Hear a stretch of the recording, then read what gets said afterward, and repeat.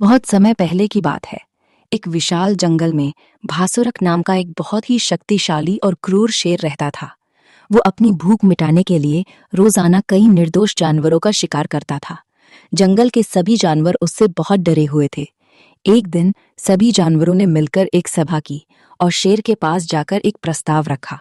उन्होंने कहा, महाराज, आप रोज इतने जानवरों को मार देते हैं, इससे जंगल जल्द ही खाली हो जाएगा। हम वादा करते हैं कि हम रोजाना आपके भोजन के लिए खुद एक जानवर भेज दिया करेंगे।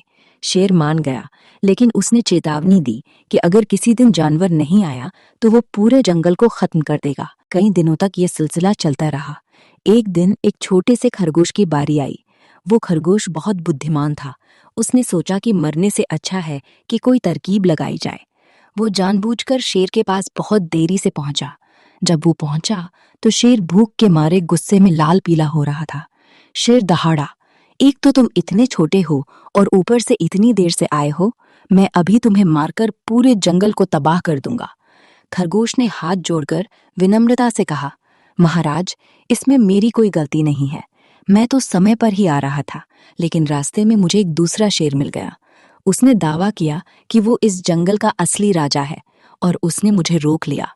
मैं बड़ी मुश्किल से जान बचाकर आपके पास आया हूँ। ये सुनकर भासुरक का गुस्सा और बढ़ गया। उसने कहा, इस जंगल का राजा सिर्फ मैं हूँ। मुझे अभी उस दूसरे शेर के पास ले चलो। चतुर खरगोश शेर को एक गहरे कुएं के पास ले गया और बोला, महाराज, वो दुष्ट शेर इसी के लिए कुएं के अंदर छिपा बैठा है। जैसे ही शेर ने कुएं के अंदर झांका, उसे पानी में अपनी ही परछाई दिखाई दी। उसने उसे दूसरा शेर समझा और जोर से दहाड़ा। कुएं से उसकी दहाड़ की गूंज वापस आई। भासुरक को लगा कि दूसरा शेर उसे चुनौती दे रहा है।